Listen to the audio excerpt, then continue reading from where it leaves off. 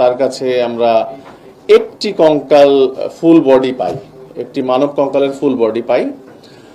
পরবর্তীতে তাকে আমরা জিজ্ঞাসাবাদ করি, পুলিশ আটক করার পরে জিজ্ঞাসাবাদ শুরু করি। জিজ্ঞাসাবাদ করলে তিনি প্রাথমিকভাবে আমাদেরকে বলেন যে হ্যাঁ, উনি এই সিন্ডিকেটের সঙ্গে আছেন এবং আরও তার সঙ্গে অনেকে রয়েছে।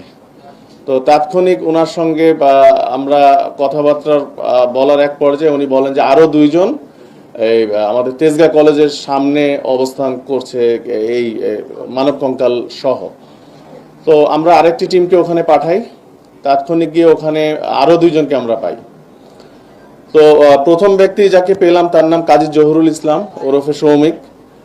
উনি একজন স্টুডেন্ট, স্যাপোরা ডেন্টাল কলেজ অ্যান্ড হসপিটাল, সেখানকার স্টুডেন্ট। আর এরপরে যে দুইজনকে পাই ওনারা স্টুডেন্ট না, ওনার একজনের নাম আবুল কালাম আজাদ, বয়স 39, আরেকজনের নাম হচ্ছে আসাদুল মুন্সি, ওনার বয়স হচ্ছে 32। তো এই দুইজনকে তেজগাঁ কলেজের সামনে যখন পেলাম তাদের কাছেও আমরা দুটি কঙ্কাল পেলাম। এই তিনজনকে আমরা নিয়ে এসে থানায় জিজ্ঞাসাবাদ শুরু করি। আমরা তখন বুঝলাম যে এটি একটি সংঘবদ্ধ চক্র এবং তারা হয়তো এটি দেশব্যাপী পরিচালনা করে আসছে। আমরা থানায় ব্যাপক জিজ্ঞাসাবাদ শুরু করার পরে এক পর্যায়ে তারা স্বীকার করলো যে তাদের এই তিনটি কঙ্কালের বাহিরেও আরো অনেক কঙ্কাল রয়েছে একটি জায়গায়। সেটি কোথায়? সেটি হচ্ছে উত্তরা পশ্চিম থানার তাদের যে ক্যাম্পাস, এই যে স্যাপোরা ডেন্টাল কলেজ অ্যান্ড হসপিটাল, এই ক্যাম্পাসের পাশেই। তো আমরা তাৎক্ষণিক রাতেই টিম পাঠাই। পাঠানোর পরে সেখানে গিয়ে আমাদের টিম আগের তিনটির পরে আরো 44টি বডি একটি রুমে পায়। একটা 402 নম্বর রুমে ছড়ানো ছিটানো অবস্থায় ওই জায়গায় একটি ইয়েতে পায়, বিভিন্ন ব্যাগ বস্তার ভর্তি করে কঙ্কালগুলো রাখা হয়েছিল।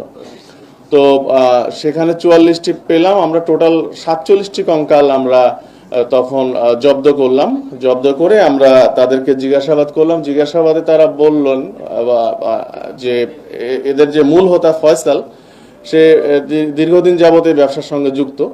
তাদের অনলাইনে তারা বোন সেলিং একটি গ্রুপ আছে, এই গ্রুপে তার 700 জন কর্মী তারা কাজ করে এবং গ্রুপ মেম্বার 20,000-এর মতো। আর এখানে যে ব্যক্তিটি আমরা আবুল কালাম আজাদকে পেয়েছিলাম তেজগাঁ কলেজের সামনে, তার পিসিপিআর দেখলাম তার নামে 21টি মামলা রয়েছে এবং উনি প্রথম যে মামলাটি 2009 সালে এই যে ধারাতে আজকে মামলা